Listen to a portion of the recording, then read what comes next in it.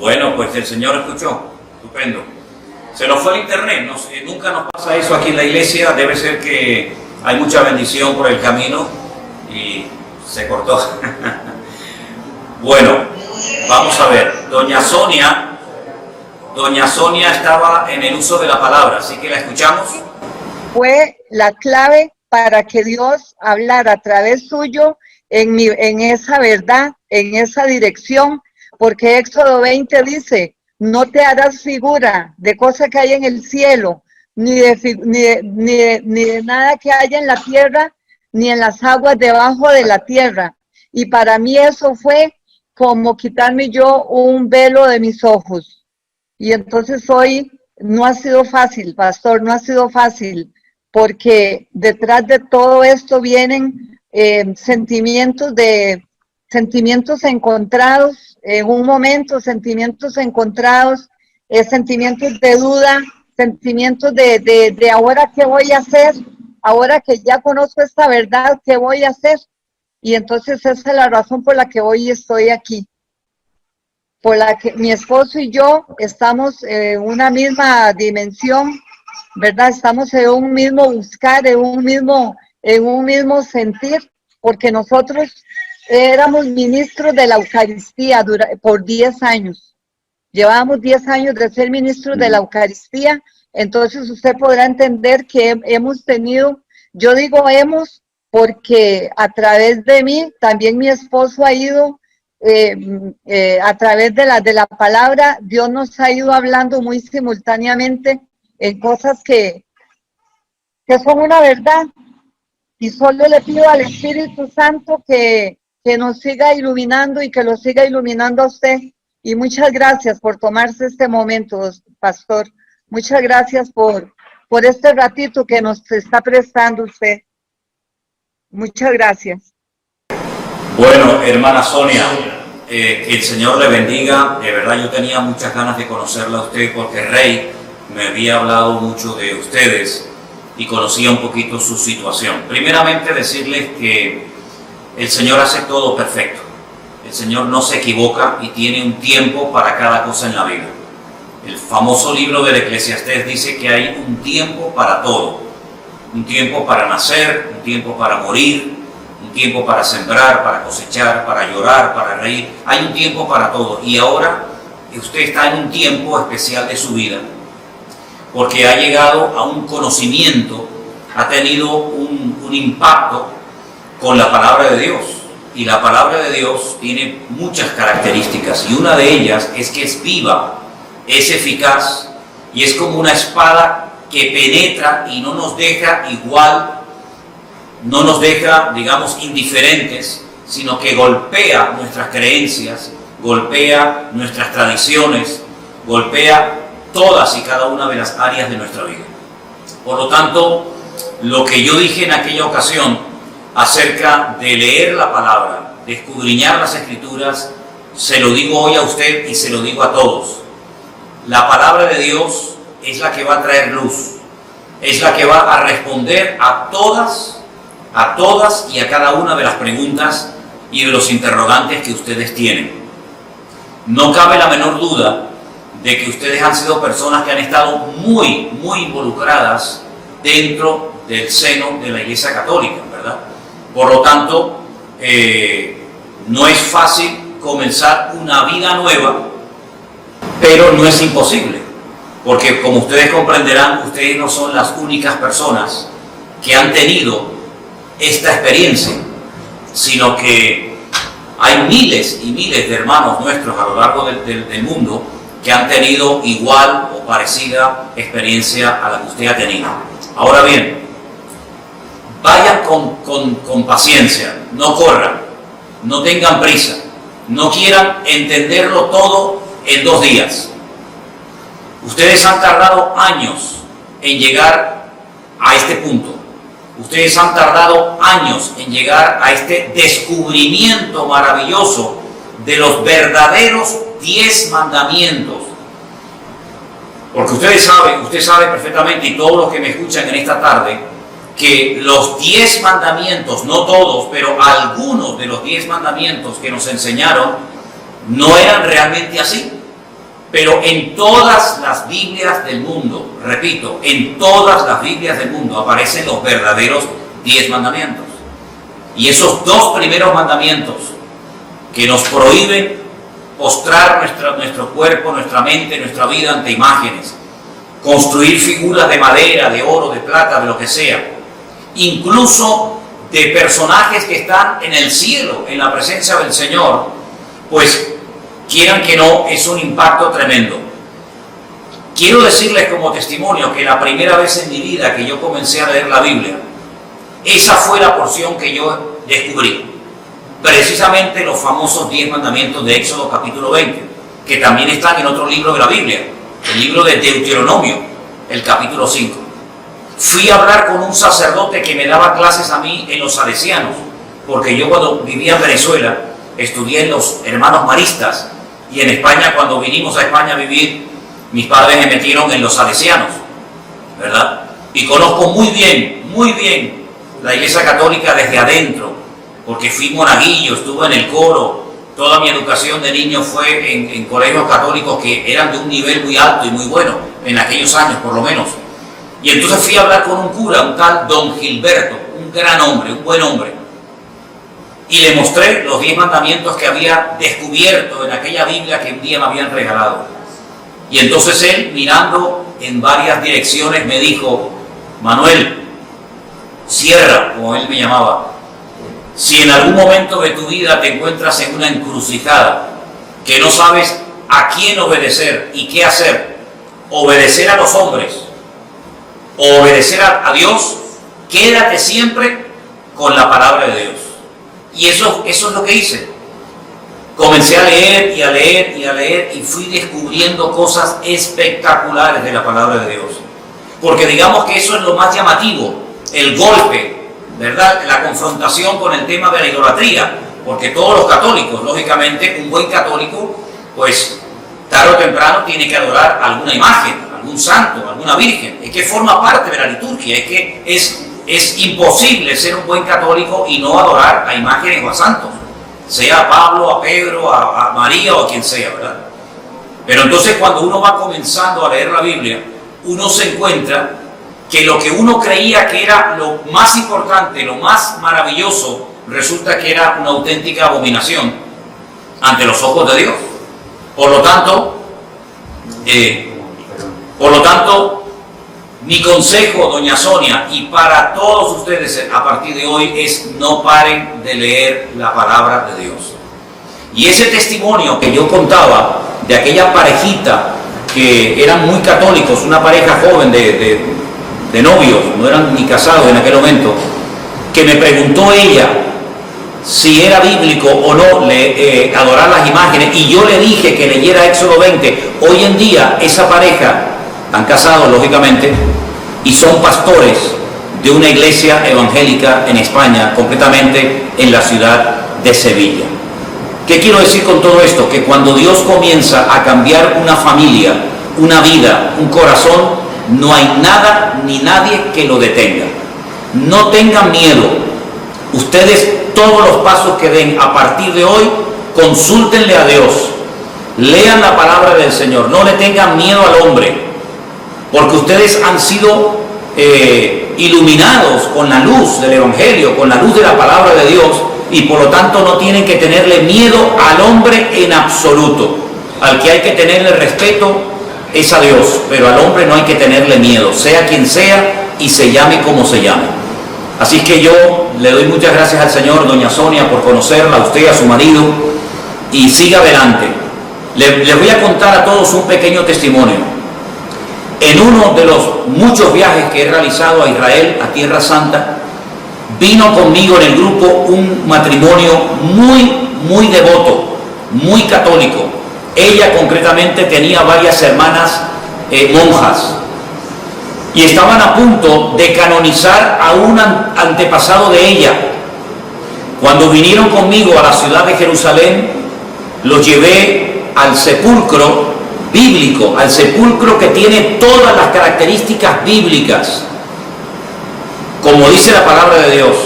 Y después le llevé a otro sepulcro, que es el de la tradición, donde hay un montón de velas y de imágenes, Y cuando esta mujer iba a entrar, ella se detuvo bruscamente en la puerta de ese sepulcro y me dijo, yo no quiero estar más tiempo aquí, porque en el otro lugar donde estuve se respira vida y aquí se respira muerte. Y la pregunta de ella es la que muchos católicos se hacen, ¿y ahora qué hago? ¿Y ahora qué hago? ¿Qué le digo a mis amigos? ¿Qué le digo a mis amigas, al sacerdote? ¿Qué le digo a mi familia? Usted por eso no se preocupe. Ustedes lo único que tienen que decir es, yo quiero obedecer, yo amo al Señor y yo me someto a mi Dios. Usted no ha renunciado a Dios. Usted no ha renunciado a nada digno de alabanza.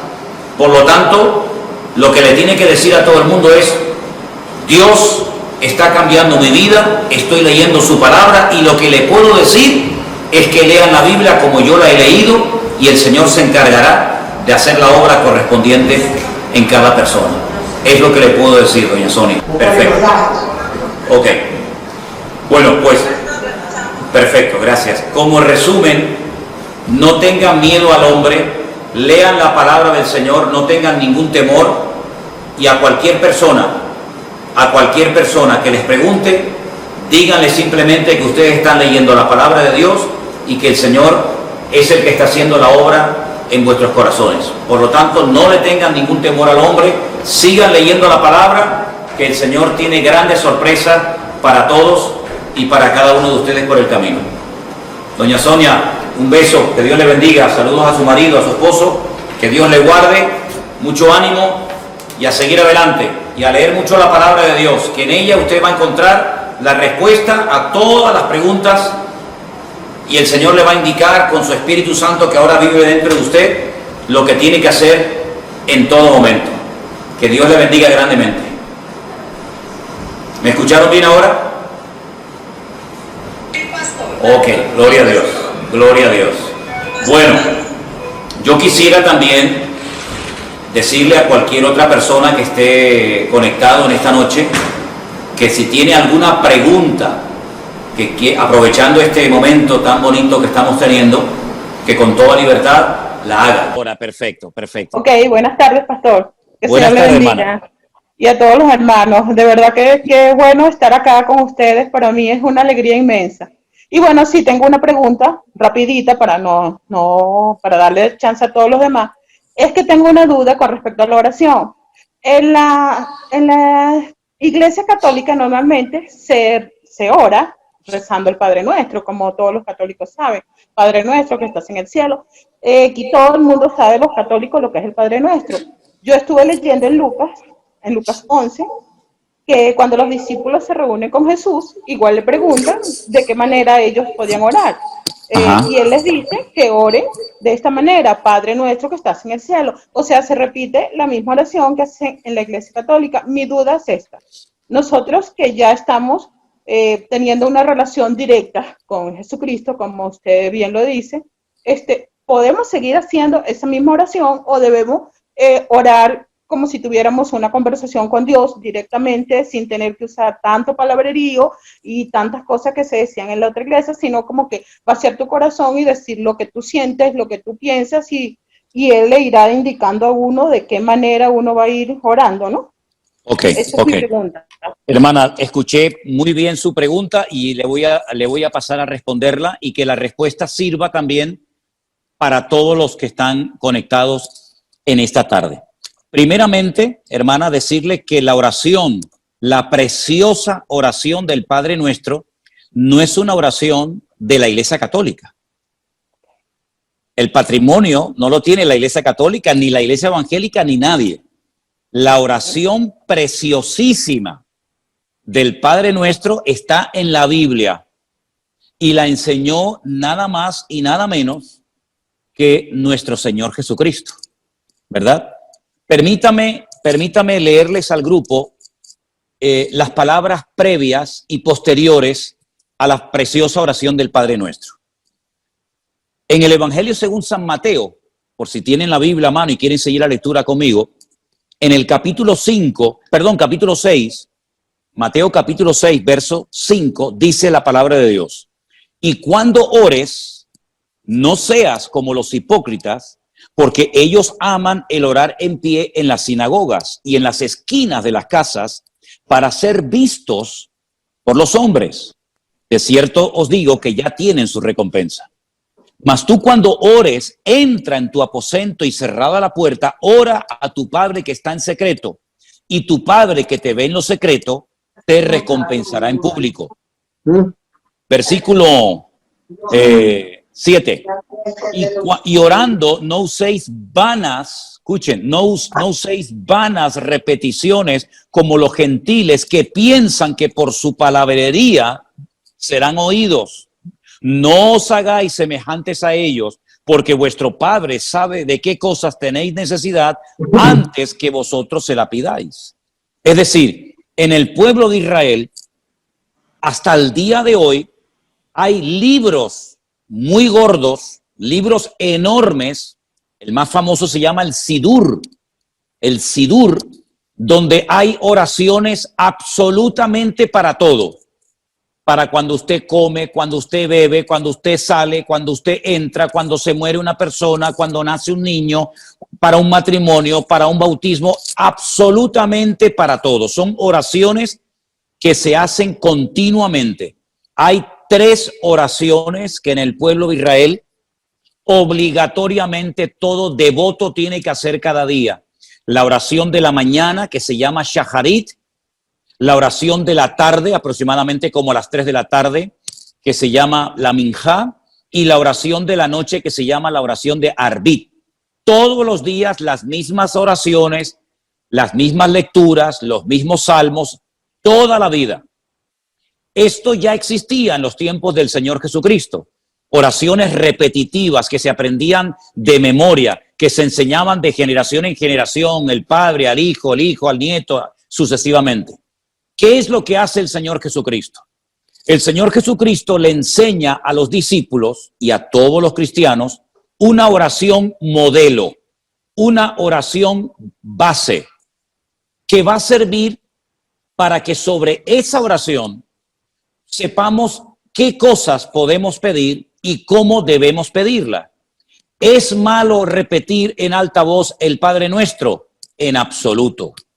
En absoluto. El Padre Nuestro, repito, no es una oración de la Iglesia Católica ni una oración de la Iglesia Evangélica, es una oración bíblica. Ahora bien, hay muchas cosas que no incluye el Padre Nuestro, pero como el Padre Nuestro me enseña a pedir ciertas y determinadas cosas, yo puedo pedir por mi familia, puedo pedir por mi salud, puedo pedir por mi país, puedo pedir por un trabajo, puedo darle gracias al Señor por lo que tengo, por lo que he aprendido, por los hermanos en Cristo que estoy conociendo, etcétera, etcétera. Es decir, no está mal repetir el Padre Nuestro en alta voz, en absoluto, pero por favor, no lo hagan, permítame la expresión, como los loros, de una forma ya repetitiva, de memoria, que no sabemos lamentablemente lo que estamos diciendo. Si alguien quiere usar y hablar de vez en cuando con las palabras de la preciosa oración del Padre Nuestro, no hay ningún problema, pero no lo haga como un rezo repetitivo, monótono y aburrido, sino que usted puede orar ahora con total libertad a su Dios, a su Padre Celestial, que lo conoce, que lo ve, y por lo tanto no se limite, repito, no se limite única y exclusivamente a repetir el Padre Nuestro, porque usted puede orar hoy por hoy lo que quiera. Y miren, les voy a dar un consejo que me dieron a mí hace muchos años. Si usted quiere aprender a orar bien, bíblicamente, utilizando términos bíblicos, oraciones preciosas, lean los Salmos. El famoso y precioso libro de los Salmos, que hay 150, léalo. Cada día puede leer un salmo. Hay 150, muchas son oraciones, pero usted va a aprender oraciones preciosas que también, como no, usted puede utilizar esos términos, esas frases y esas palabras. Así que como conclusión, usted puede repetir el Padre Nuestro cuando quiera, siempre y cuando no lo haga de una forma repetitiva, monótona, religiosa y aburrida. Pero no se limite única y exclusivamente a orar usando el Padre Nuestro, porque usted puede hoy por hoy orar con total libertad, de padre a hijo, de hijo a padre, cuantas veces quiera. Espero que haya quedado bien, quiero decir, espero que haya quedado clara, mejor dicho, la respuesta a su pregunta, querida hermana. Perfecto, quedó totalmente claro. Y Amén. quería acotar que sí, bueno, que tengo los libros de los Salmos, un librito solo de Salmos y lo leo siempre, pero bueno, era mi duda. También quería decirle rapidito, porque yo no es que estuve hasta ayer en la Iglesia Católica, pasa que vengo de una familia donde la mitad es católica y la mitad es cristiana. Y entonces me quedaban como que dudas y quise entrar para aclarar dudas, pues, de verdad Muy que bien. chévere. Gracias y de verdad que feliz con la respuesta. Gracias. Bendición, hermano. Bendiciones. Vamos a darle lugar a otras personas. Yo, como me estaba fallando el ordenador, la computadora, tengo el iPhone en la mano, el teléfono, pero tengo la pantalla frente a mí. Y Vanessa, si tú ves a gente con la mano levantada queriendo hacer una pregunta, dime de quién se trata y le damos enseguida lugar para que haga su pregunta. Silvia Colín. Ok, Silvia Colín, por favor, si es tan amable, abra su micrófono y haga la pregunta que usted quiera. Ok, bienvenidos todos y qué bueno que estamos en esto y que nos salimos a tiempo de una religión en la que cuando yo me di cuenta hasta lloré porque dije, Dios mío, he sido engañada toda mi vida. Pero bueno, mi pregunta, tengo muchas preguntas, pero voy a hacer una para que todos tengamos tiempos de hacer alguna. ¿Cómo guardar correctamente el día de reposo? ¿Qué es lo que no debemos hacer? Porque en eso sí tengo mucha duda. También, por ejemplo, pues yo soy enfermera, yo trabajé 28 años en la noche para el Seguro Social y pues obviamente que quienes hemos trabajado en ciertos días es muy difícil guardar el día de reposo. Quiero entender que a lo mejor hay que contar 7 días y guardar ahí un día de reposo, por ejemplo, ahora para los jóvenes, para mis hijas, que trabajan mucho más ahora desde que están conectados en línea, ha sido más difícil que puedan incluso dedicarle un momento a Dios porque terminan exhaustos. Esto del encierro creo que ha sido peor para mucha gente porque no le dedican el tiempo tampoco a los hijos o tienen que estar más al pendiente con las tareas. Pero ¿qué se puede hacer para la gente que no puede guardar exactamente el día de reposo? Vamos a ver. Cuando uno lee en Génesis, el primer libro de la Biblia, todo lo que el Señor le ordenó a Adán y a Eva que hicieran, curiosamente, una de las cosas que le pide es que el 7º día lo santifiquen. La palabra santificar significa apartar o consagrar. ¿Me explico? Apartar o consagrar es lo mismo que santificar. Bien, se lo dijo a Adán y a Eva. Es decir, en el 7º día, ¿qué es lo que tenían que recordar? ¿Qué es lo que tenían que hacer? ¿Qué tenían que tener presentes aquella pareja por el hecho de que Dios le dijera que tenía que apartar ese día de una forma especial? Ahora bien, los días en la Biblia no reciben nombre. Se llama día primero, segundo día, se juntan los números, noten qué interesante, los números ordinales con los números cardinales, no se dice primer día, sino día primero, después segundo día, tercer día, así sucesivamente. El único día de la semana, repito, el único día de la semana que recibe un nombre es el 7º, que se llama en nuestro idioma el sábado. Y en el idioma bíblico la palabra es Shabbat. Shabbat, de la cual procede con las mismas letras, pero cambiando la pronunciación vocálica, la palabra Shebet, que significa sentarse o reposar. Cesar actividad, ¿verdad? Cesar cualquier actividad y consagrar o santificar ese día única y exclusivamente para el Señor. Bien. A lo largo de la historia, ningún pueblo guardó ese día de reposo porque se desviaron. Unos comenzaron a adorar a Moloc, a Baal, a Milcón. Solamente el pueblo de Israel, a lo largo de la historia y después de recibir la Torá o la ley en el monte Sinaí por medio de Moisés, recibió la orden, y está dentro de los 10 mandamientos, de santificar el día de reposo, el Shabbat. No cualquier día, sino el séptimo. ¿Por qué? Porque en el séptimo día Dios cesó su actividad creadora. Dios no hizo nada, no habló, no hizo nada, ya todo estaba terminado. Y entonces, para decirle a las naciones paganas, nosotros no hacemos nada, porque es el testimonio visible, objetivo, que Israel podía dar como botón de muestra de que ellos creían en una obra creadora por mano de un Dios creador. Entonces, cuando la gente decía, pero ustedes, ¿por qué no trabajan en sábado? ¿Por qué los animales descansan en sábado? ¿Por qué no hacen nada? Porque nosotros creemos que Dios creó todo en 6 días y el séptimo día reposó. Era un testimonio tremendo. Ahora bien, cuando vamos al Nuevo Testamento y nos encontramos ya con la iglesia, con el cristianismo, uno históricamente sabe perfectamente, y solamente es cuestión de indagar y estudiar un poco, que los cristianos seguían, porque la inmensa mayoría en un principio eran judíos, seguían en las casas, en sus hogares, partiendo el pan. Y uno dice, bueno, partiendo el pan se refiere a que tomaban lo que llamamos la Santa Cena, el pan y el vino. No. Es que todos los sábados, el día de reposo Shabbat, se parte un pan, que es un pan trenzado, y se comparte vino. Todos los días del año que caen en Shabbat, se parte el pan y se toma el vino. Esa ceremonia se llama Kiddush. Se santifica esa ceremonia, ¿vale? ¿Qué fue lo que pasó? Bueno, algún día hablaremos de todo lo que se fue lamentablemente deteriorando con el paso del tiempo y en los muchísimos concilios que se fueron celebrando a lo largo de la historia, se fueron añadiendo y quitando cosas fundamentales que se habían practicado por siglos y siglos.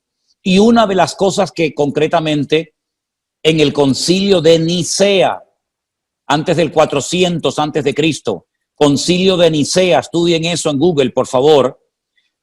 En ese momento, la cristiandad, el liderazgo de la cristiandad en ese tiempo, transformó y cambió el Shabbat por el domingo. ¿Qué les parece? Hay unas declaraciones de un alto obispo de la Iglesia Católica de los Estados Unidos que con sus ropas sacerdotales da una conferencia, la pueden buscar en internet, en YouTube, donde él pide perdón porque él lee el decreto, el año, el día y la hora en la que la cristiandad quitó en ese concilio de Nicea el día sábado y lo sustituyó por el domingo. Ahora, ¿qué es lo que ocurre?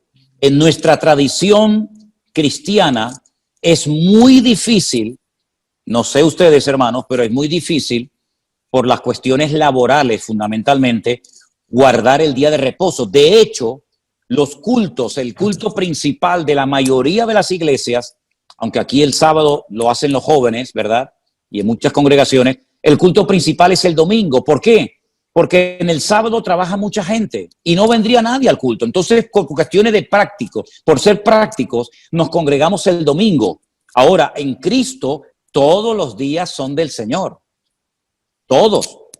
El problema es que en el paganismo sí le pusieron nombres a los días de la semana. Y uno dice, ¿cómo es eso? El lunes se adoraba la luna, el martes al planeta Martes, el miércoles a Mercurio, el jueves a Júpiter, el viernes a Venus, el sábado a Saturno y el domingo en inglés es el Sunday. ¿Qué es el Sunday? El día del sol, los adoradores del sol. Entonces, lamentablemente, muy poca gente puede juntarse en familia tranquilamente alrededor de una mesa a tener un día de reposo, en este caso el Shabbat. Ahora, mi consejo es, todos los que puedan, el sábado, pasarlo en familia, comer juntos, con los hijos, con los nietos, orar juntos, bendecirse los unos a los otros, háganlo. Pero por cuestiones prácticas, el venir a la iglesia el domingo no es ningún pecado mortal, es por cuestiones de cuestiones prácticas.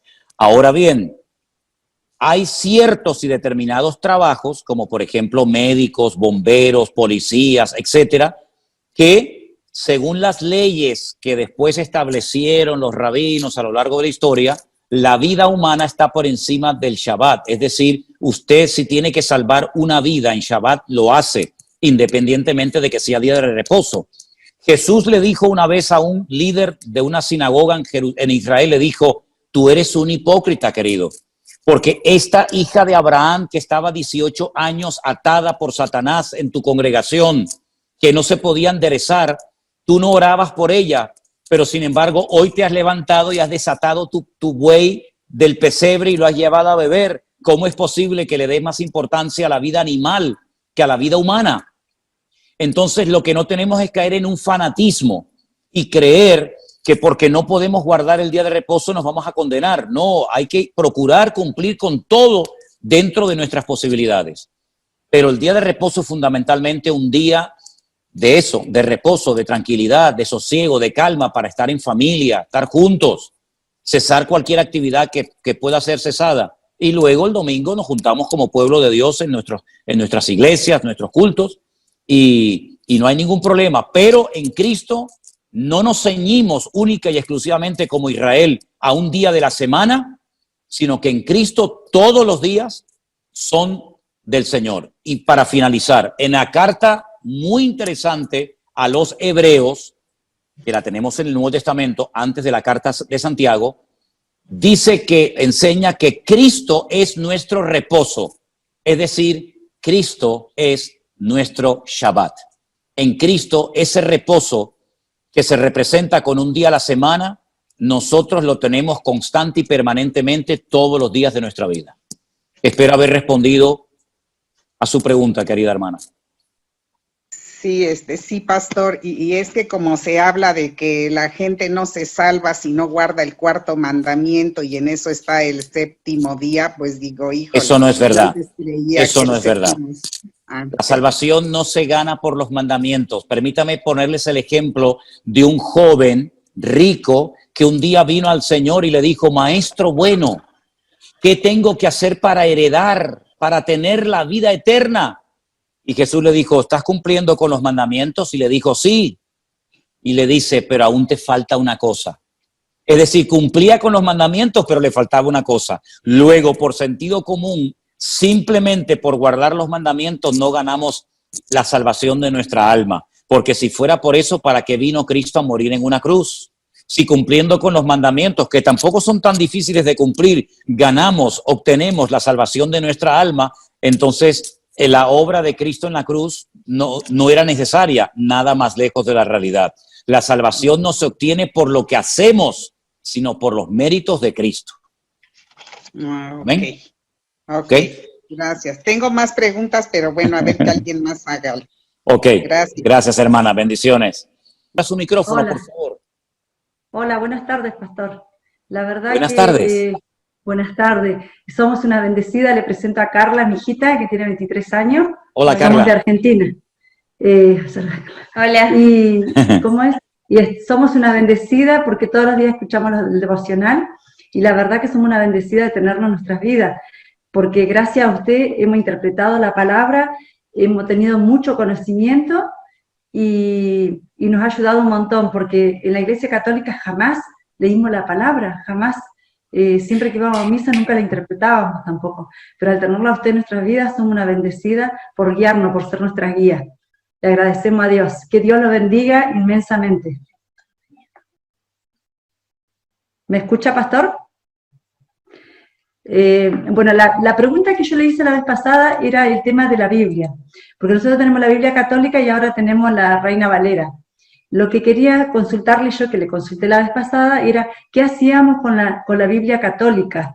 Pero usted nos había dicho que había una parte de la Biblia católica que era muy interesante leerla, pero no me acordaba, por eso quería tomar nota para guardar. ¿Cuál era la parte interesante para leer? No se escucha, no lo escucho, no lo escucho. Perdón, había quitado el micrófono. La Biblia católica es una muy buena versión. La Biblia católica generalmente es versión Nácar Colunga, que son los apellidos de la persona que tradujo la Biblia, igual que la Reina Valera son los apellidos de Cipriano de Valera y de Casidoro de Reina, ¿verdad? Ahora bien, no descarte la Biblia católica, léala todas las veces que quiera, sin ningún problema, sin ningún problema. ¿Qué es lo que ocurre? A veces nosotros en la iglesia o cuando yo hago los devocionales por internet, claro, al yo leer la Reina Valera, yo le aconsejo a la gente que tengan la misma versión para que puedan seguir la lectura. Pero la versión Reina Valera es buena, no hay ningún problema. Ahora bien, ¿cuál es la diferencia? Aunque permítame que le corrija una cosita, hermana. No hay Biblia católica y Biblia evangélica. La Biblia es Biblia. No es ni de los católicos ni de los evangélicos. Hay una sola Biblia. ¿Ok? Ahora, ¿qué ocurre? Mire, en el Concilio de Trento, antes mencioné el de Nicea, ahora les voy a mencionar otro. Siglo XVI, Concilio de Trento, tomen nota. La Iglesia Católica hizo muchos cambios, quitó, puso muchas cosas, y una de las cosas tremendas que ocurrieron en el famoso Concilio de Trento fue que la Iglesia Católica decidió añadirle 7 libros más al canon de la Biblia. Es decir, lo que ya estaba establecido por siglos y siglos y siglos. Fíjese, le estoy hablando del siglo XVI. Luego habían pasado ya muchos siglos después de Cristo, ¿verdad? Le añadió 7 libros de historia judía. Algunos de esos libros se llaman Baruch, Sabiduría, Tobías, Primera y Segunda de Macabeos, ¿verdad? En total 7 libros. 7 libros de historia. Usted dice que es de Argentina, ¿verdad? Sí, de Argentina, pastor, sí. Imagínense que en la Biblia añadieran historia de la República Argentina. Y que la agregue. Es una historia interesante, pero que no tiene nada que ver con lo que el Señor ya había puesto en su palabra. Entonces yo recomendé en un momento la lectura de los libros de Primera y Segunda de Macabeos. Y voy a dar una pequeña explicación para explicarles el por qué lo recomendé. En el Antiguo Testamento, la Biblia está dividida en 2 partes. Antiguo Testamento, es decir, antes de Cristo. Nuevo Testamento, después de Cristo. Bien. En el Antiguo Testamento, a través del profeta Daniel, el Señor profetizó que en el futuro vendrían 4 imperios que harían cosas tremendas contra el pueblo de Israel. Esos 4 imperios eran el imperio babilónico, el imperio de los medos persas, el imperio griego y el imperio romano. Si ustedes leen el Antiguo Testamento van a encontrar muchas cosas del imperio babilónico y también muchas cosas interesantes del imperio medo-persa, pero no va a encontrar ninguna información del imperio griego. Cuando empiezan ustedes a leer el Nuevo Testamento se encuentran, por ejemplo, a los romanos, a los centuriones, se encuentran a Poncio Pilato, etcétera, en el Nuevo Testamento. Y uno dice, ¿y qué pasó con los griegos? No están en la Biblia. ¿Por qué? Porque entre el último libro del Antiguo Testamento y el primero del Nuevo Testamento hay 400 años de silencio. No se cuenta nada. No pasó nada. Claro que pasaron muchísimas cosas. Por ejemplo, la historia de Alejandro Magno, la historia del imperio griego. Entonces, ¿qué pasó con ese imperio? ¿Qué hicieron en Israel? ¿Qué hicieron con el templo de Jerusalén? No lo sabemos, pero en Primera de Macabeos y en Segunda de Macabeos encontramos cosas muy interesantes que ocurrieron en ese periodo de la historia. Por ejemplo, la profanación del lugar santísimo, con un tal Antíoco Epifanes que profanó el lugar santísimo y que puso unos ídolos tremendos. En fin, es una historia muy interesante y esos libros están en la iglesia, en la Biblia, digamos, de la Iglesia Católica, la versión Nácar Colunga. Los macabeos eran unos hermanos que se rebelaron contra el Imperio Romano. No se llamaban macabeos. Creo que uno se llamaba Simón, otro se llamaba Judá. Todos murieron como mártires. Ellos pelearon, se rebelaron contra el Imperio griego y volvieron a consagrar el templo, que era un santuario pagano griego y que era un gimnasio para hacer gimnasia los griegos, lo volvieron a consagrar al servicio al Señor, ¿sí? Entonces a ellos los llamaban los macabeos, que viene de la palabra macab. La palabra macab en hebreo significa martillo. Un macab es un martillo, son los que golpeaban, los que amartillaban, los que golpeaban a los enemigos, y de ahí viene la palabra macabeos, ¿verdad? Entonces es una historia muy interesante que sería muy bueno que ustedes la leyeran. El libro de Judith es una chica que hace algo por la historia del pueblo de Israel. Esa es la gran diferencia que hay entre una Biblia y otra. Por lo demás, la versión Nácar Colunga católica y la versión Reina Valera son muy buenas versiones en castellano para poder entender el mensaje divino, el mensaje de Dios. ¿Sí? Sí. Muchas gracias, pastor, le entendí. Por nada. Muchísimas por gracias favor. y que Dios la bendiga. Gracias por igualmente. siempre, por sus devocionales. Amén. Gracias, un placer. Gracias. ¿Más preguntas tenemos, Vanessa? Sí, buenas tardes a todos y que Dios me Buenas los bendiga. tardes, igualmente. Muchísimas gracias, pastor, de verdad, por toda esta oportunidad que nos está dando a todos nosotros.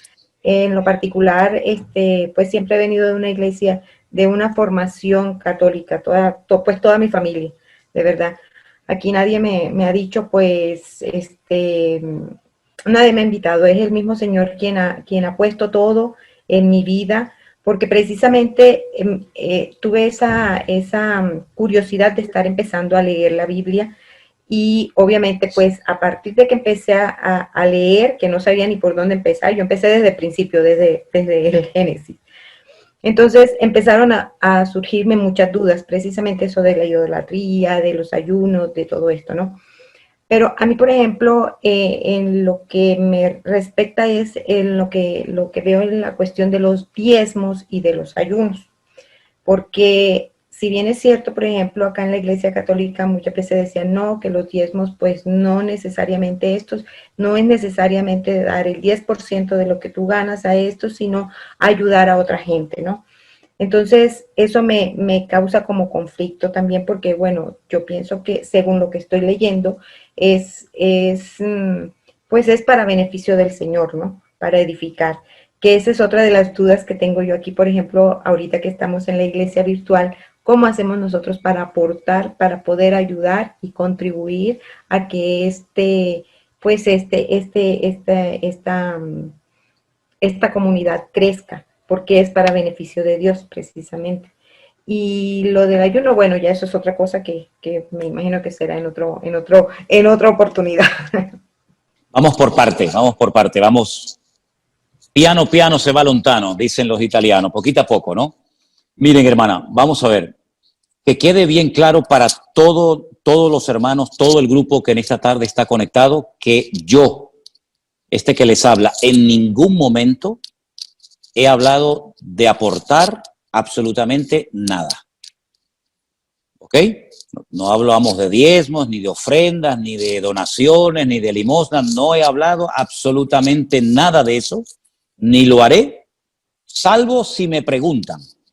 Pero nuestra prioridad y nuestro objetivo no es pedir dinero, ni aprovecharnos de la generosidad de la gente, ni muchísimo menos, ¿verdad? Eso lo quiero dejar bien claro, y además ustedes saben perfectamente que me llevan algunos años escuchando, y lo único que hago es simplemente decir gracias de todo corazón a los que sienten en su corazón en algún momento mandar alguna aportación, pero jamás hemos pedido nada. Bueno, dicho esto, permítame decirle que cuando el pueblo de Israel recibe lo que llamamos la ley, la palabra correcta sería la Torá, la instrucción, los 5 libros, Génesis, Éxodo, Levítico, Números y Deuteronomio, a esos libros se le llama el Pentateuco, que viene de la palabra 5, Pentateuco, Humash en hebreo de la palabra 5, ¿ok? Reciben 613 mandamientos. Repito, 613 mandamientos u ordenanzas. Había ordenanzas que eran para las casadas, para las solteras, para los viudos, para los soldados, para los agricultores, para los ganaderos, para los sacerdotes. Sí, imagínense, 613 mandamientos hay para todo el mundo y para todos los gustos. Ok.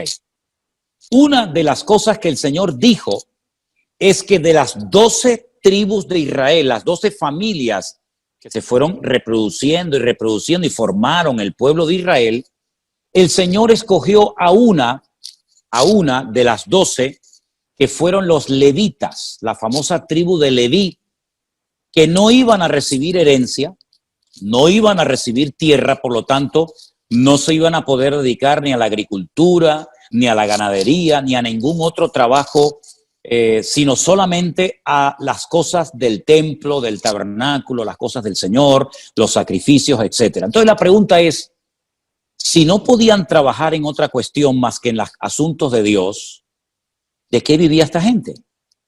¿Verdad? Pregunta lógica. El Señor estableció un sistema maravilloso, extraordinario, y dijo, las 11 tribus restantes, Judá, Benjamín, Zabulón, Dan, etcétera, van a apartar el 10% de sus entradas. Unos apartaban papas, otros aportaban limones, otros aportaban corderos, otros aportaban fruta. Es decir, cada tribu, hablamos de miles de personas, apartaban el diezmo de sus ganancias, de sus entradas.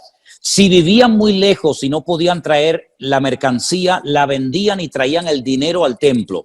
Entonces, con ese 10%, ese diezmo que aportaban las 11 tribus de Israel, se mantenía a la tribu de Leví, a los sacerdotes, y se mantenía la casa de Dios, es decir, el templo de Jerusalén en aquel tiempo. Bien, hoy en día, en las congregaciones, yo hablo de mi situación en España, que no recibimos ningún tipo de subvención ni de aportación económica del Estado. ¿Cómo se ha mantenido la iglesia evangélica? ¿De qué vive la iglesia? ¿Cómo pagan la luz, el agua, los alquileres de los locales? Nosotros no tenemos propiedades, todo es alquilado. Pues con las aportaciones voluntarias de la gente, de las ovejas, de las personas. Entonces hay una costumbre dentro del pueblo evangélico que viene del pueblo de Israel, que es apartar el 10% de sus ganancias y lo aporta a la obra de Dios. Y con eso se pagan los gastos. ¿Qué es lo que está haciendo gente que nos está viendo por internet?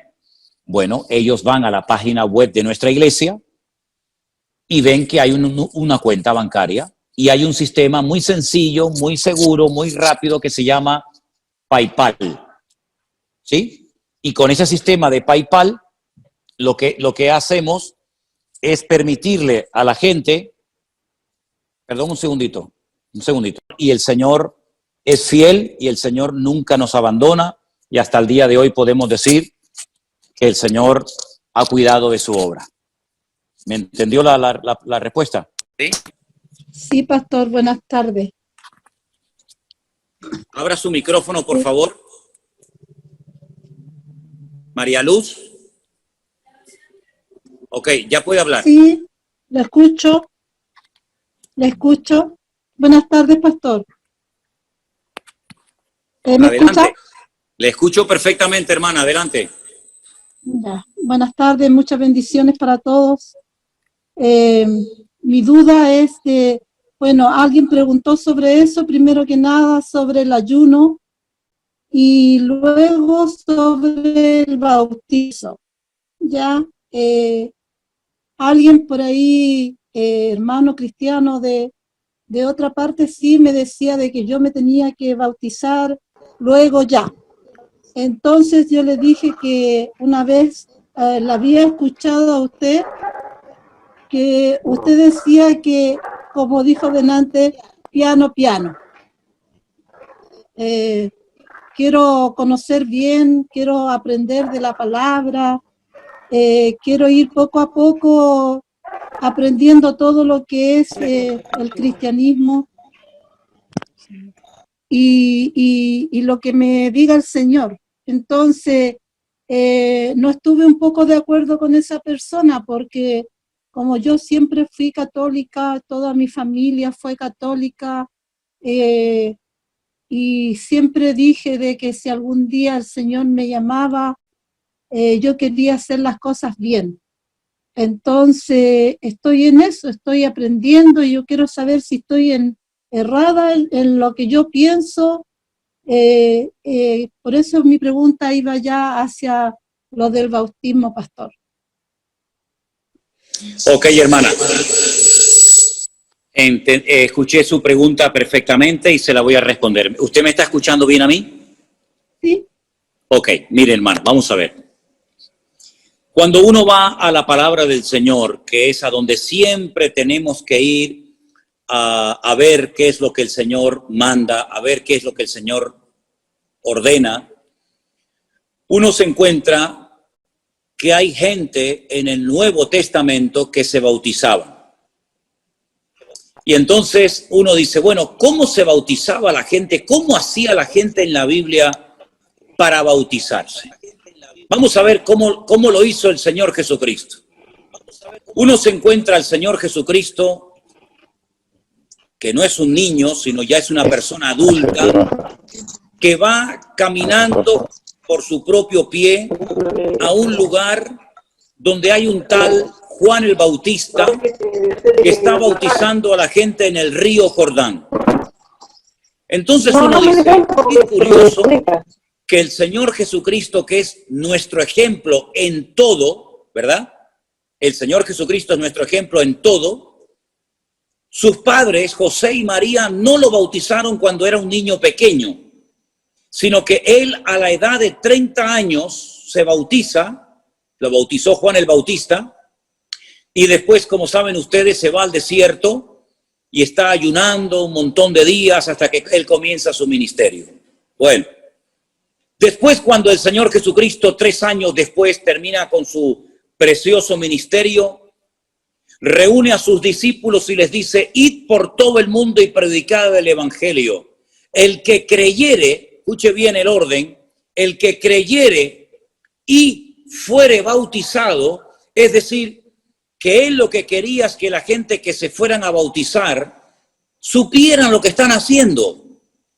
No fuera algo por tradición, algo impuesto por la sociedad, como la familia que obliga y que presiona para que al niño lo bauticen, sino que vemos que todos y cada uno de los ejemplos que encontramos en la Biblia de personas que se bautizaron, ninguno era ningún niño.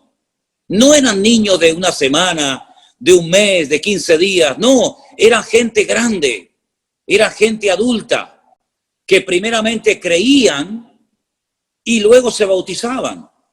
No es que se bautizaban primero y luego creían, no, ese no es el orden. El orden lo pone el Señor en su palabra. Dios en su palabra dice, primeramente hay que creer, arrepentirse de los pecados, pedir perdón al Señor y luego, como señal de ese arrepentimiento, de ese cambio, viene el bautismo. Entonces, seguramente, hermana, a usted, como a mí y como a la mayoría de nosotros, a nosotros nos bautizaron cuando éramos chiquitos, cuando éramos niños pequeñitos. Yo no sabía lo que me estaban haciendo, no me acuerdo de eso, pero cuando ya fui grande y leí la Biblia y me di cuenta que mi Señor Jesucristo se bautizó de grande y que Él ordenó a la gente bautizarse de adulta, entonces yo dije, yo ahora me quiero bautizar, porque ahora lo entiendo, porque ahora lo quiero hacer, no porque papá, mamá, el abuelo, la sociedad o la familia lo dice, sino porque yo lo siento hacer y quiero poner en práctica ese mandamiento de la palabra del Señor. Entonces, claro que tenemos que bautizarnos de grande, hermana, pero no tenga prisa, no se preocupe. Yo estoy orando al Señor y pido ahora a ustedes que lo hagan también conmigo para que, si Dios lo permite, claro, el mundo está tan raro y todo está tan cambiado que ya uno no puede hacer planes ni de aquí a mañana, ¿verdad? Pero si Dios lo permite, para el año que viene, estamos orando para que el Señor nos permita ir a los lugares donde ustedes están ahora viviendo. A Chile, a Colombia, Argentina, a tantos lugares donde hay tantos hermanos esperando para poder ser bautizados. y también para poder conocernos personalmente. ¿Por qué no? Entonces les pido que oren, porque si el Señor lo permite, imagínense los hermanos de Argentina, de Chile, de Colombia, de otros países que se quieren bautizar. Qué lindo sería si nos pudiéramos juntar y hacer un día, un culto, una reunión en un río, en un lago, en algo, en un sitio donde poder bautizarles a todos ustedes. Así que no tengan prisa.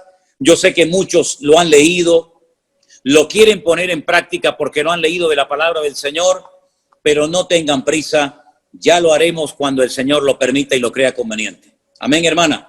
Así que le animo a que siga adelante con el Señor, lea la palabra, preste atención a lo que dice el Señor y no tanto a lo que dice la gente, y no se preocupe que cuando llegue el momento usted podrá poner en práctica ese mandamiento de la palabra del Señor. Espero haber respondido a su pregunta en esta noche, perdón.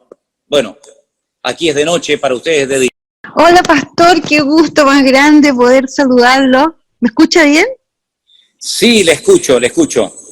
Ya, qué bueno, qué gusto poder saludarlo. Yo soy de Chile, y bueno, católica hasta hace poco tiempo, y tratando de poder seguir lo más posible algo que no conozco muy bien. Entonces, mi pregunta es la siguiente, pastor. La verdad es que uno tiene que llevar una vida a diaria, y usted sabe que en los católicos, ya que usted fue católico también alguna vez, todo sirve, todo vale. En los católicos uno iba a misa el día domingo y se sentía que había quedado purificado para el resto de la semana.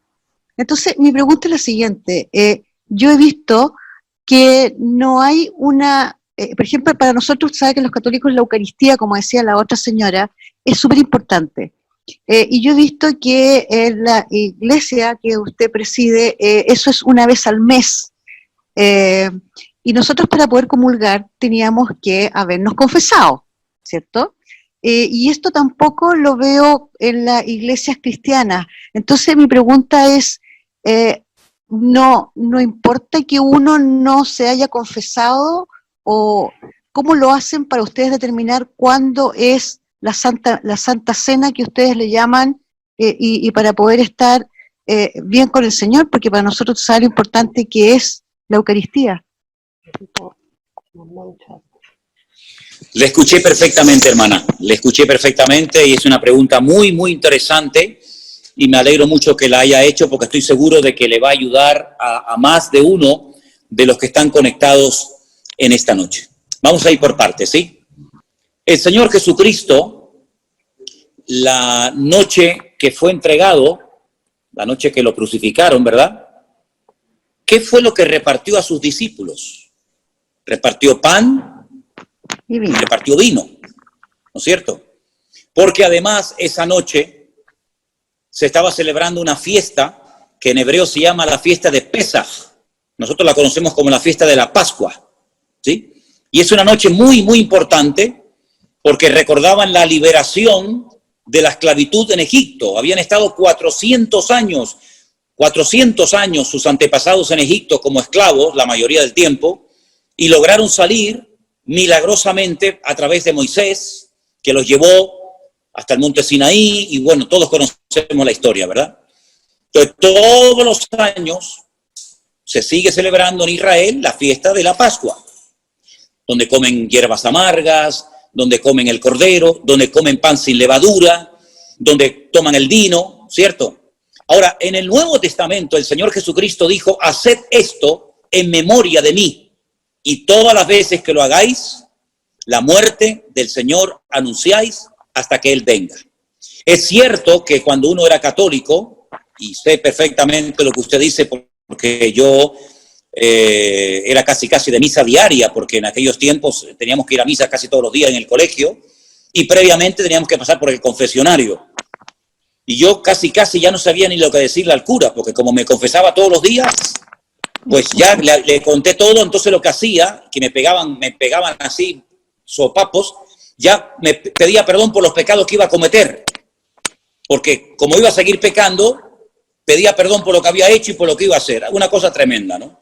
Entonces, nosotros nos confesamos a Dios, porque es el único que puede perdonar todos y cada uno de nuestros pecados. ¿Por qué lo hacemos en nuestra iglesia? No en todas es igual. Conozco iglesias que lo hacen todos los domingos, todas las semanas.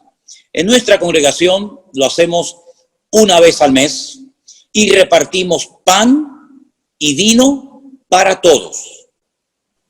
No solamente me tomo yo vino y a la congregación le damos pan, sino que todos somos iguales delante de Dios y todos tomamos pan y todos tomamos vino. Dice la Biblia que cuando se va a participar de la Santa Cena o del pan o del vino, de la comunión, llámelo como quiera, uno tiene que examinarse, uno tiene que probarse a sí mismo. Es decir, uno tiene que estar bien delante del Señor.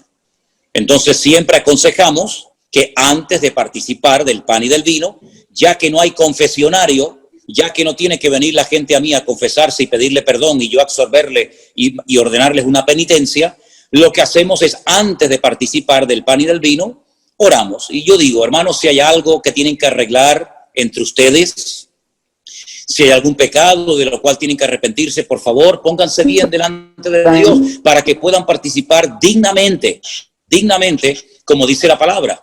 Entonces, curiosamente, les anuncio a todos ustedes, este domingo por la tarde, a las 6:30 de la tarde, hora aquí en Canarias, vamos a participar del pan y del vino.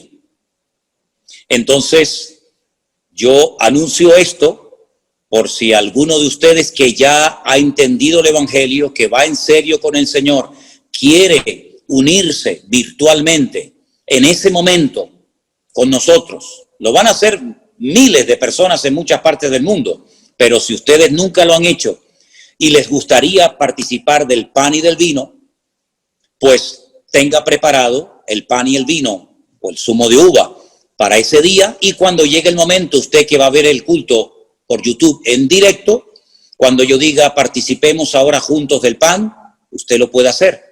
Cuando participemos juntos de la copa, usted lo puede hacer. Y algún día, si Dios lo permite, lo haremos juntos en persona. Así es que nosotros, ya digo, nos confesamos al Señor, procuramos estar bien delante del Señor para participar dignamente del Señor.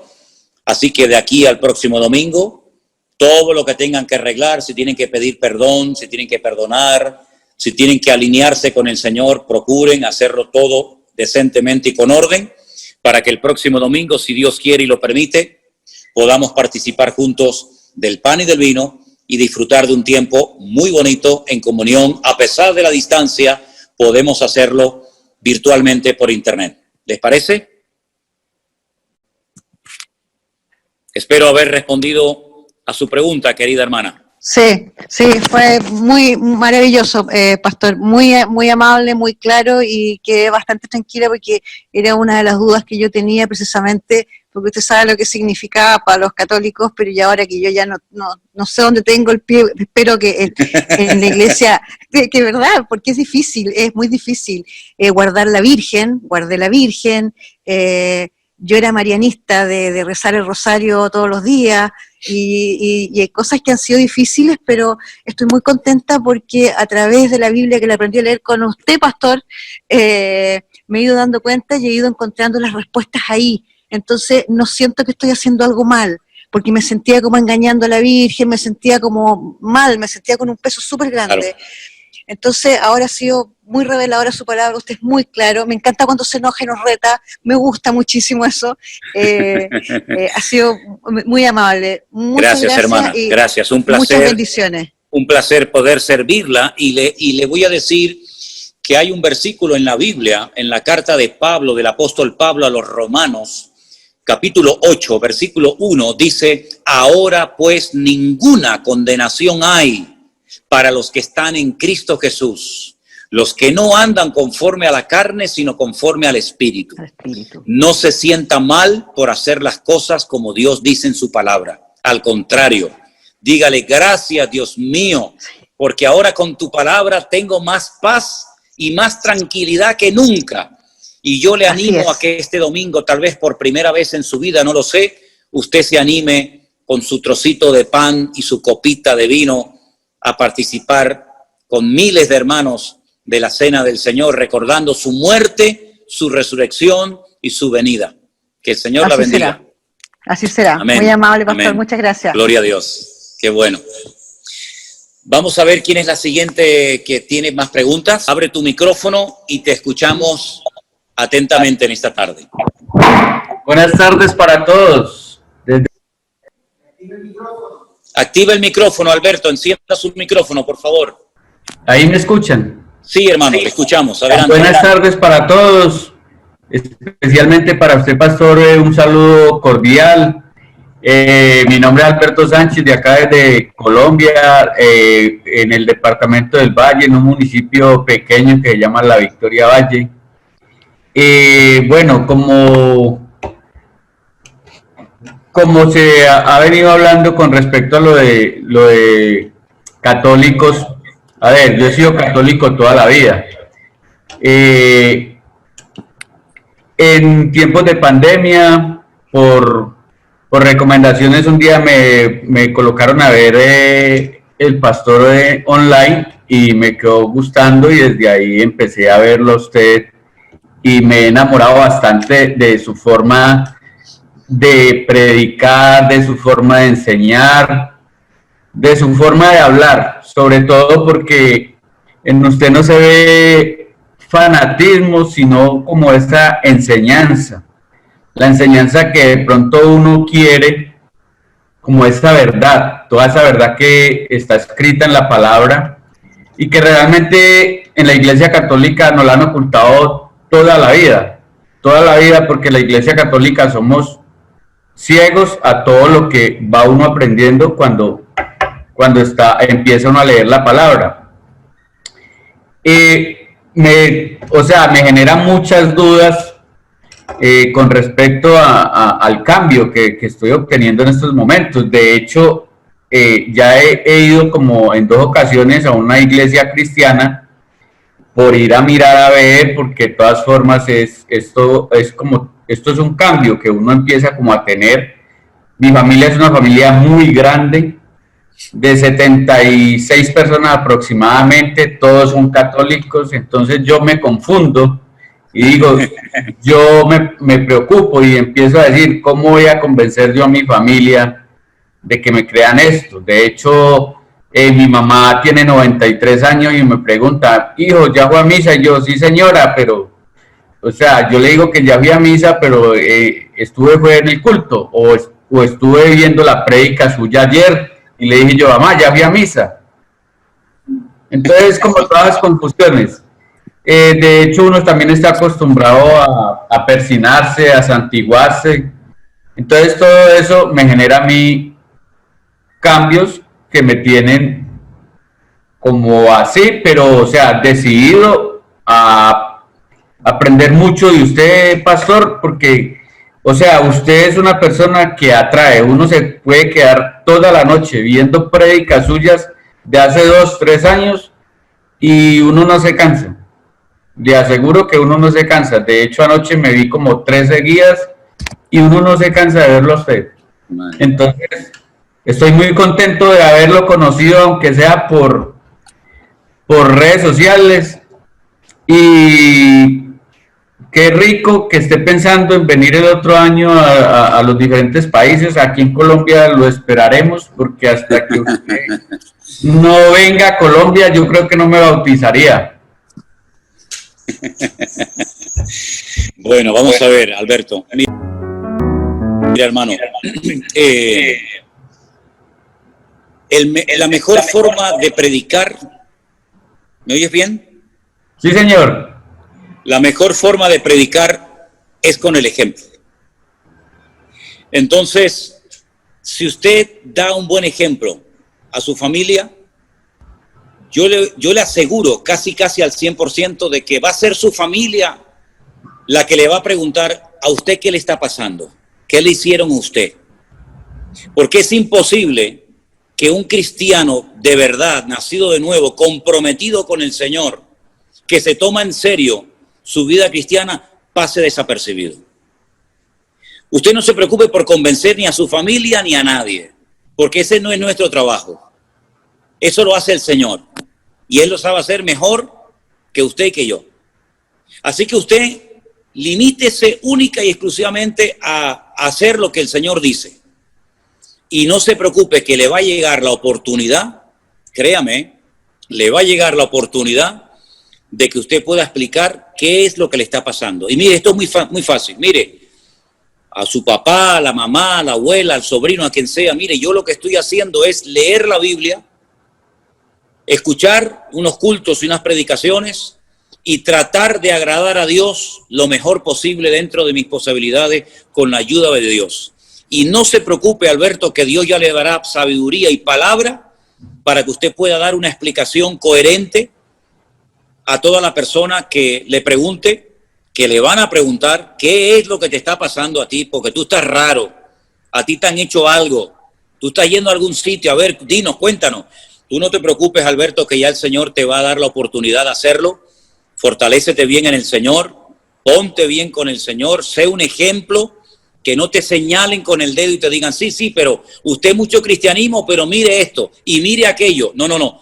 Procure que su vida sea un botón de muestra, una referencia buena, y ya verá que el Señor va a hacer la obra. Y mire, claro que hay costumbres como el persignarse y otras cuestiones, ¿verdad?, que a lo mejor cuesta el dejarlas. Pero tú pídele al Señor, Señor, vete quitando de mi vida todas aquellas cosas que yo he estado haciendo, que a veces no sabemos ni por qué las hacíamos. Cuando en España pasaba un coche fúnebre, yo no sé si en Colombia o en los países de ustedes se hacía, pero en España, cuando pasaba un coche fúnebre, la gente se persignaba, ¿verdad? Y uno dice, ¿por qué? Bueno, son supersticiones. O cuando el futbolista va a entrar a la cancha a jugar, se persigna. O cuando la gente se va a tirar al agua, a la piscina o al mar, se persigna.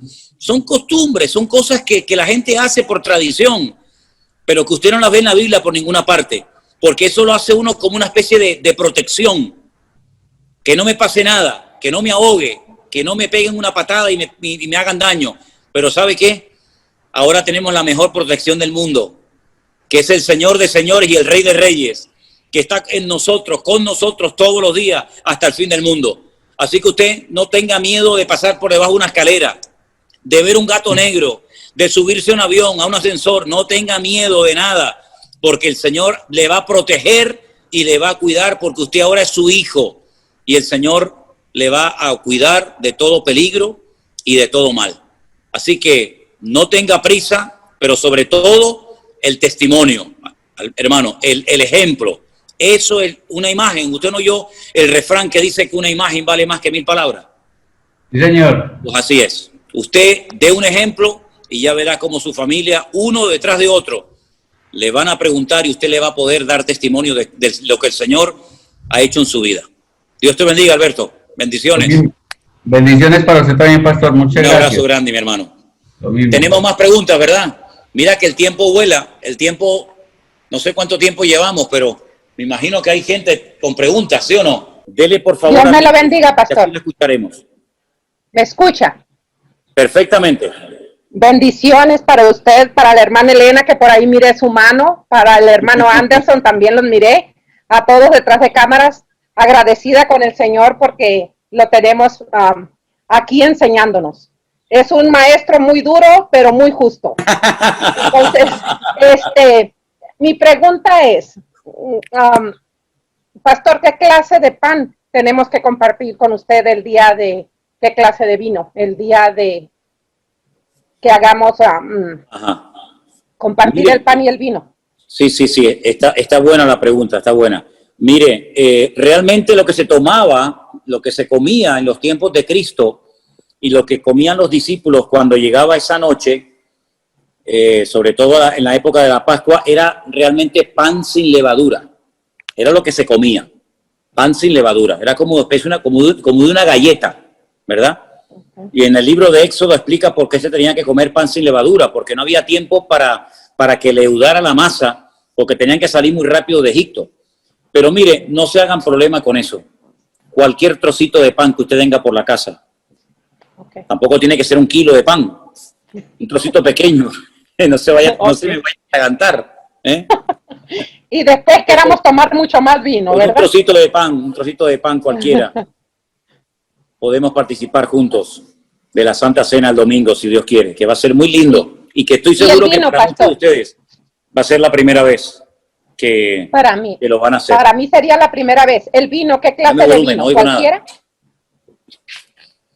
Dígame, el hermana. vino, pastor, ¿qué clase de vino? ¿Sería cualquier? Mire, vamos a ver, con el tema del vino, yo le digo, si hay alguna persona que ha tenido problemas con la bebida, es decir, que ha sido alcohólico, que ha tenido problemas con la bebida, yo le recomendaría que tomara zumo de uva. El zumo de uva, que es como si fuera vino, porque hay gente que fue alcohólica y no le conviene tomar vino.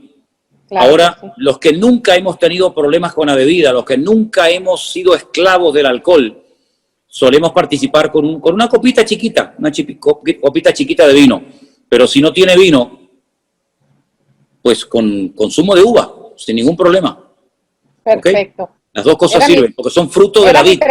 Y de la vid sale el vino y de la vid sale el zumo de uva. Así que una de las dos sirve sin ningún problema. ¿Ok? Ok, pastor. Muchísimas gracias. El Señor me los bendiga grandemente. Gracias, hermana. Miren, vamos a darle lugar a 2 o 3 preguntas más y vamos a ir terminando por ahora, porque yo creo que vamos a tener que tener más reuniones de cara al futuro. Me parece a mí que sí, ¿eh? Me parece a mí que sí. A ver, ¿quién va a ser la siguiente? Vanessa, por favor. Su micrófono. Listo. Buenas tardes. Adelante, pastor. Hermana. Buenas tardes, pastor. Bendiciones, un gusto saludarle. Es mi hermana Mónica Victoria. ¿Sí nos escucha? Sí. Ok, bueno. Y pues nosotros venimos de una familia católica. Mis papás son católicos. Nosotros, pues a partir de que escuchamos sus prédicas y sus devocionales y sus cultos y las escatologías, pues la verdad hemos aprendido muchísimo con ustedes su palabra, de lo que nos enseñan, y pues estamos muy contentas. Y estoy en el proceso de enseñarle a mi hijo también, tiene 10 años y de enseñarle prédica. Yo soy divorciada, pues ella es soltera, pero mi hermana tiene una pregunta que hacerle porque pues ha escuchado su prédica y las escatologías. Entonces, pues le cedo la palabra a mi hermana. Dios me lo bendiga. Buenas tardes, pastor. Un gusto conocerlo y que se tome el tiempo de reunirnos a conocer la palabra de Yahshua. Y bueno, derivado de que he escuchado las prédicas que ha dado y las escatologías y del tema que dio el día de ayer, yo tengo una pequeña duda. No sé si existe que si hay una pretribulación, tribulación y gran tribulación, o es solamente la tribulación. No sé si me pudiera aclarar ese punto. Bueno, mire, hermana, la Biblia nos habla en plan genérico, ¿verdad? A nivel general de algo que se conoce como la gran tribulación. En el Antiguo Testamento la expresión no es gran tribulación, sino es el tiempo de angustia de Jacob. Es lo mismo, pero depende si usted está leyendo el Antiguo o está leyendo el Nuevo. Solamente recibe un nombre. No hay pretribulación, posttribulación, hay gran tribulación y punto.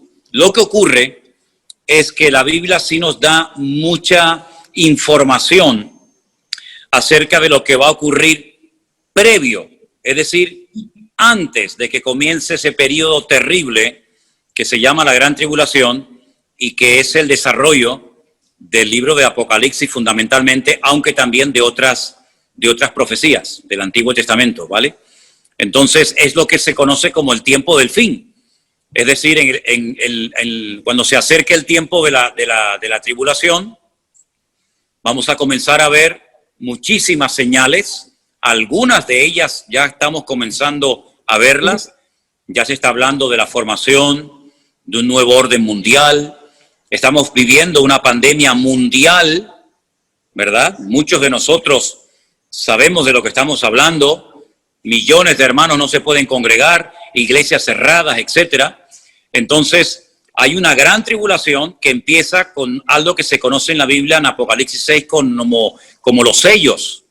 Los sellos, que son 7, a continuación 7 trompetas y a continuación 7 copas, las copas de la ira.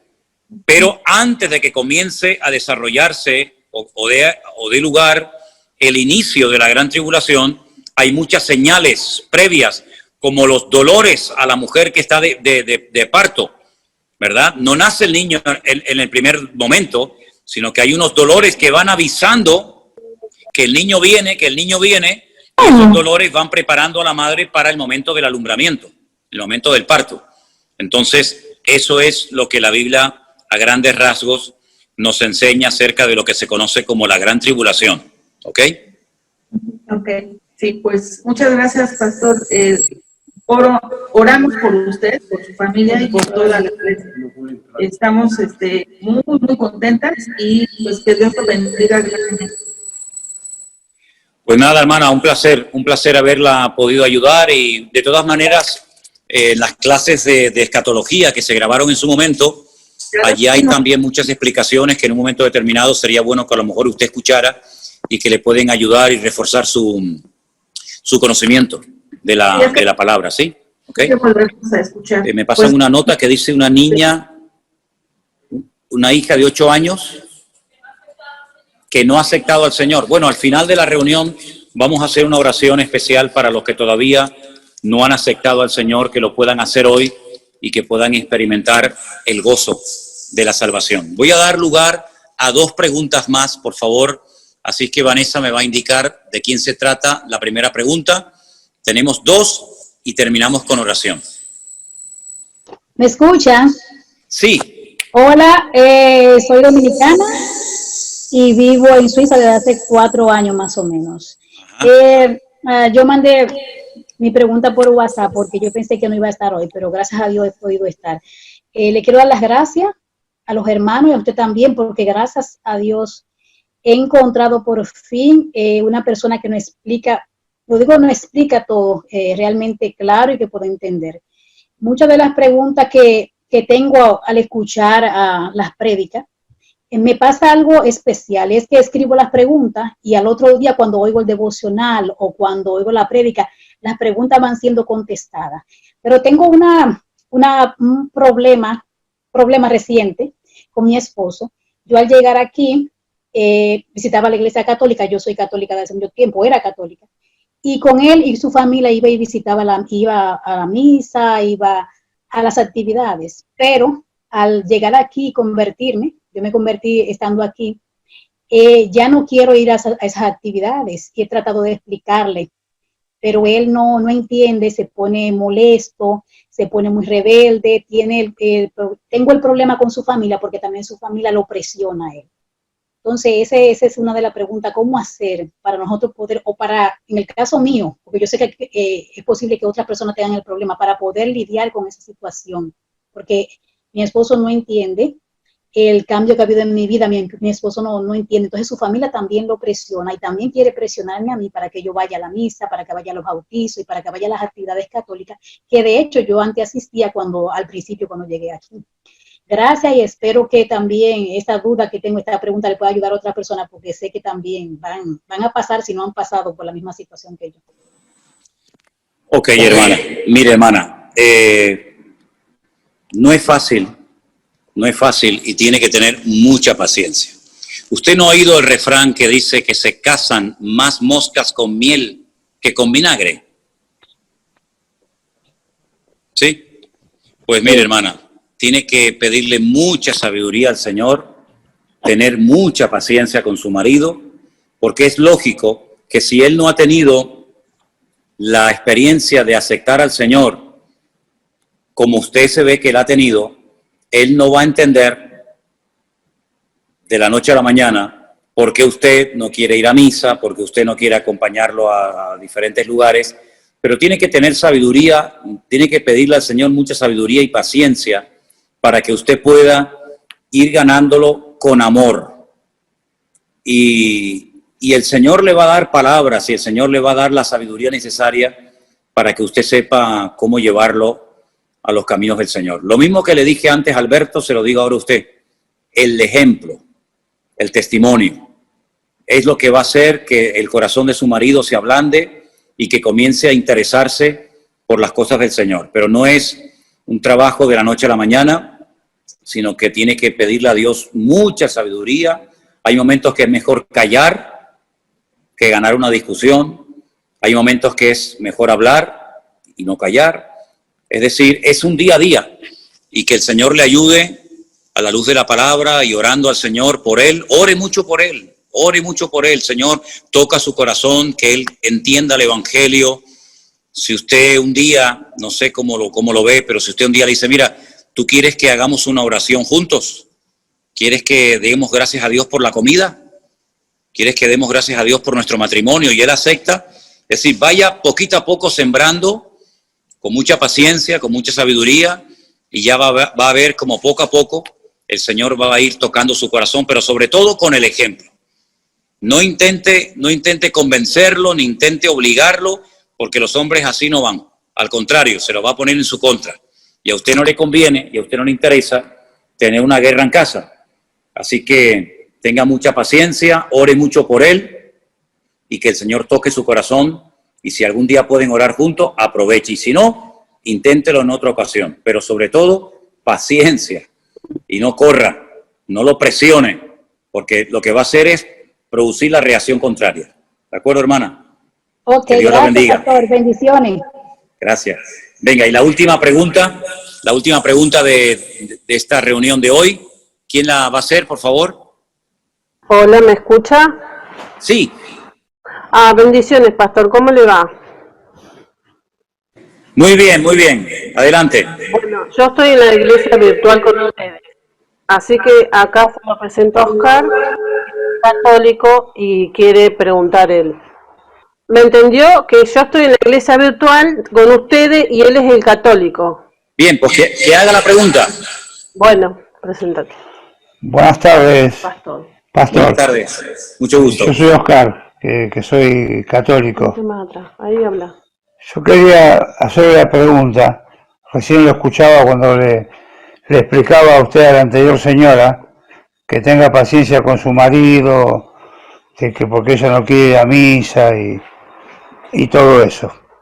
Creo que cuando estamos en el catolicismo o en el evangelismo, hablamos del mismo Señor, ¿o no? Sí. Lo que pasa es que yo tengo el micrófono cerrado para que no se acople aquí el sonido. Claro que tenemos al mismo Señor, claro, por supuesto. Solamente hay uno, no hay dos señores, hay uno solo. Exactamente. Entonces, ¿por qué esas diferencias? Bueno, con todo mi respeto, perdón, dígame su nombre otra vez, disculpe, que se me olvidó. Pastor. Oscar, ok, gracias.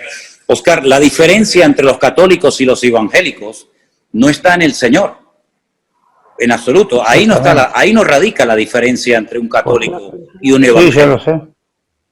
Si usted y yo nos sentamos a comer un asado allí en Argentina, o en España, o donde sea, y sale el tema del Señor, su Señor es exactamente igual que el mío. Se llama Jesucristo, su madre se llamaba María, su padre se llamaba José, nació en un pueblecito llamado Belén de Judea, en Israel, hace 2000 años, murió en una cruz, resucitó al tercer día, ascendió, está sentado a la diestra de Dios Padre, todo es igual, todo es exactamente igual. La diferencia, repito, no está en el tema del Señor, está en otras cosas que también son de vital importancia. Por ejemplo, un buen católico, un católico como tiene que ser, pues tiene que estar sometido a una autoridad que, por ejemplo, como usted sabe bien, y ahora además es de origen argentino, como es el Papa. Ahí ya hay una diferencia bastante grande.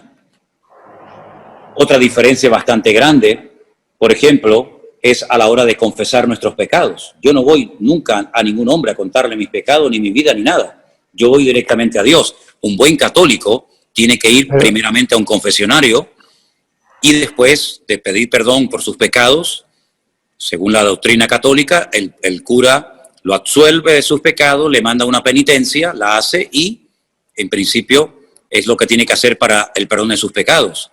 Otra gran diferencia.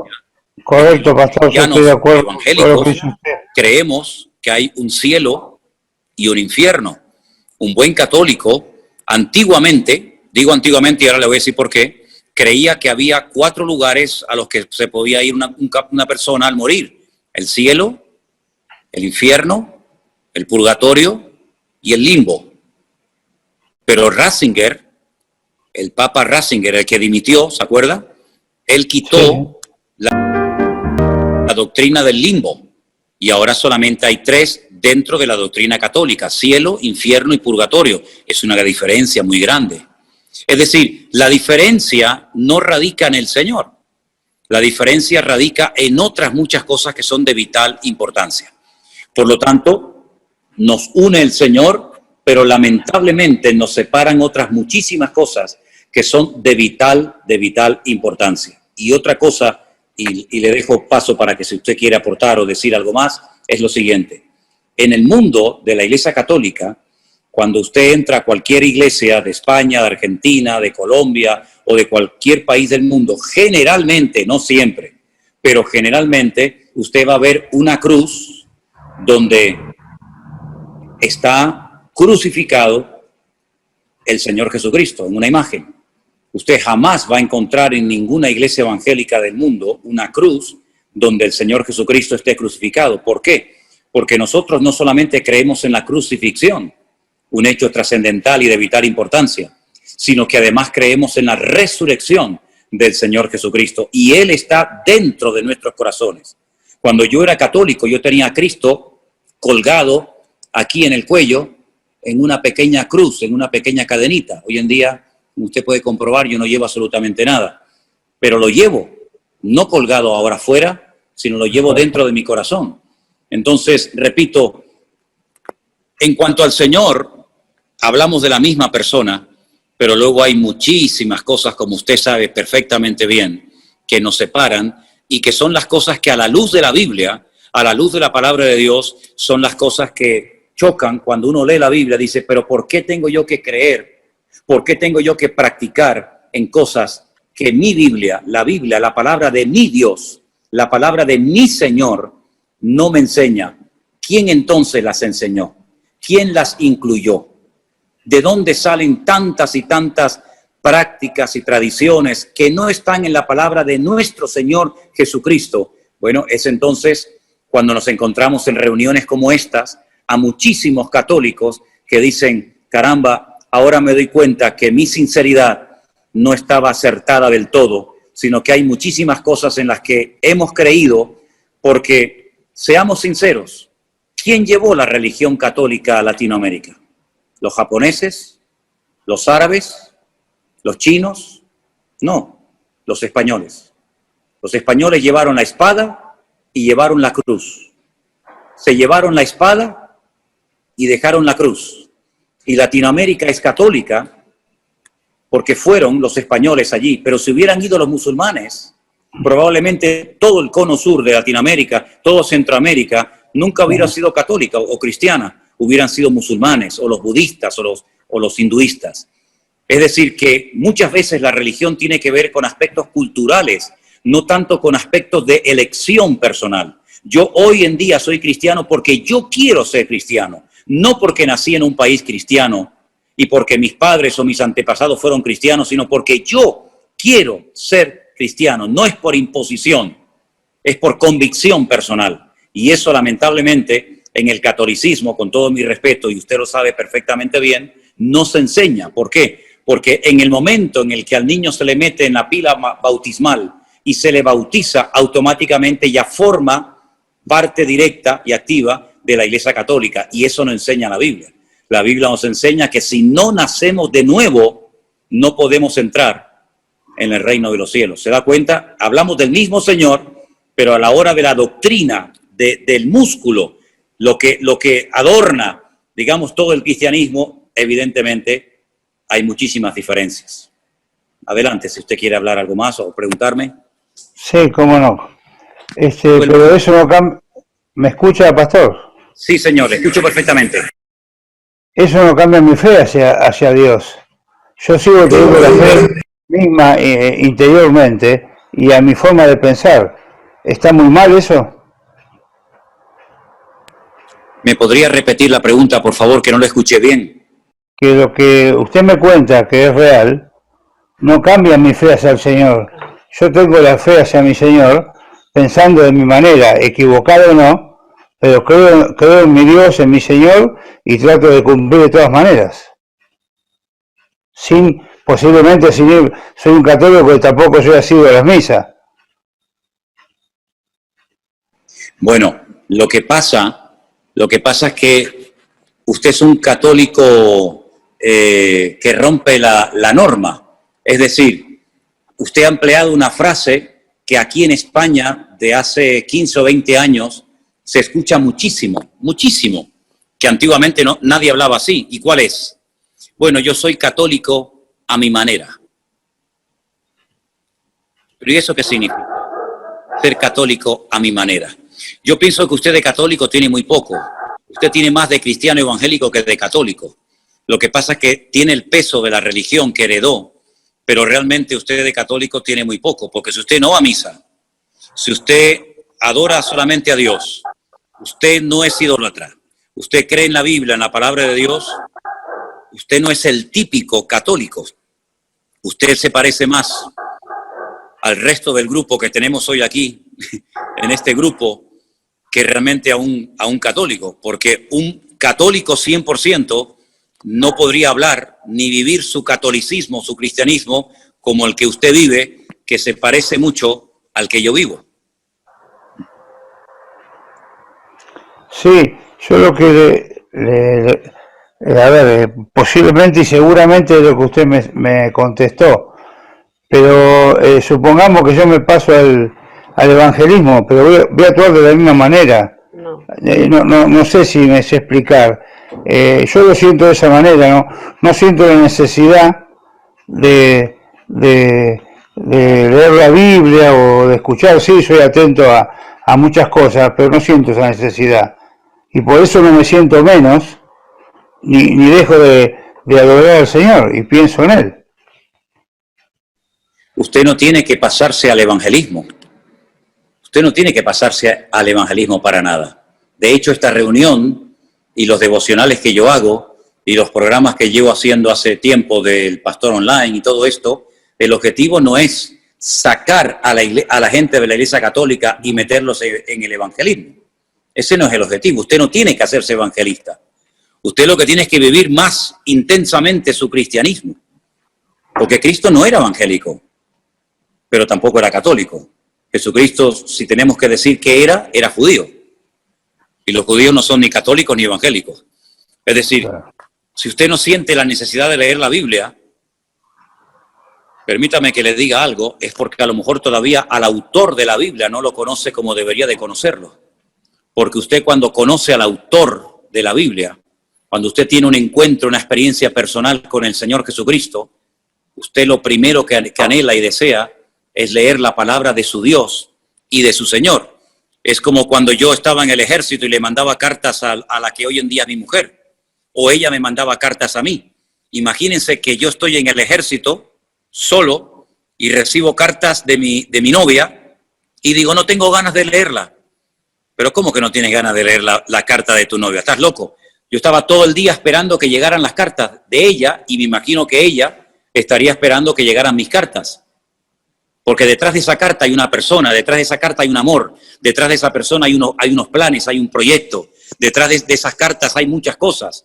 Detrás de un libro que llamamos Biblia está mi Dios, está mi Señor, está mi amigo, está todo para mí. Entonces, cuando yo le conozco y le amo y le quiero honrar, yo devoro la Biblia, porque es mi Dios, es mi Señor el que me está hablando. Imagínense decir, no, yo no tenía ganas de leer nunca las cartas de mi novia. Pero ¿cómo que no tiene ganas de leer las cartas de la novia? Es una incoherencia. Entonces, a veces hay cosas que evidencian que lo que hace falta es potenciar ese encuentro, esa experiencia personal con Cristo. Y yo le aseguro que cuando usted tenga ese encuentro y esa experiencia personal con Cristo, nadie le va a tener que decir que lea la Biblia, nadie se la va a decir, usted la va a agarrar solo. Nadie le va a tener que decir que rece o que ore. Usted va a tener un deseo tremendo de estar siempre con su Dios. Pero es una experiencia personal que estoy plenamente convencido de que en cualquier momento la puede tener usted. pero le felicito por su sinceridad, por su amor a Dios, y me alegro muchísimo de que haya estado con nosotros en este grupo en esta tarde. Ha sido un gusto conocerlo. Le mando un gran abrazo.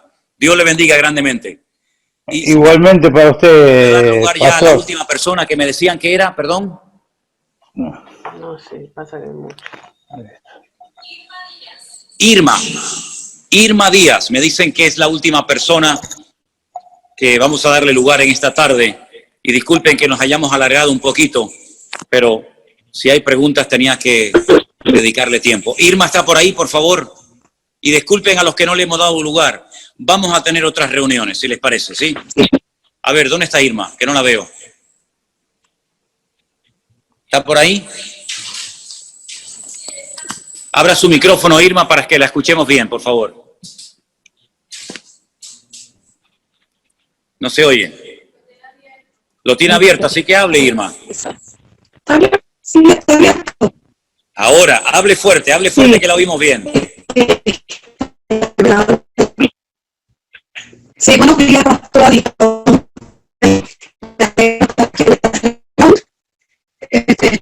Discúlpeme, Irma, pero se le escucha muy mal. Entonces, no se enfade con nosotros. Enfádese con la compañía telefónica, pero no conmigo. Miren, vamos a hacer algo. Yo le voy a pedir a todos los que están conectados, ¿sí? Todos los que están conectados en este momento, que oremos al Señor. Que le pidamos al Señor que nos ayude. Aquí no se trata de ser católico ni evangélico. Aquí se trata de ser cristianos, de seguir a Cristo, de vivir como Dios manda. Vaya usted a la iglesia que quiera, reúnese donde quiera. De hecho, ninguno de ustedes, fíjense lo que son las cosas, ninguno de ustedes se puede congregar con nosotros aquí en Canarias, para que se dé cuenta de que el objetivo no es atraer a la gente a nuestra iglesia para que seamos más. No, es que es imposible hacerlo. Aquí de lo que se trata es que el Señor esté con nosotros, que nosotros estemos con Él. Y hermanos, seamos sinceros, el mundo está que se cae a pedazos. El mundo está muy mal. Miren, hoy, y permítame que les comparta esta noticia, hay una cadena muy famosa de hoteles en España que se llama Riu, con R, Riu. Aquí en Canarias, esta cadena hotelera de hoteles muy buenos tiene 11 hoteles.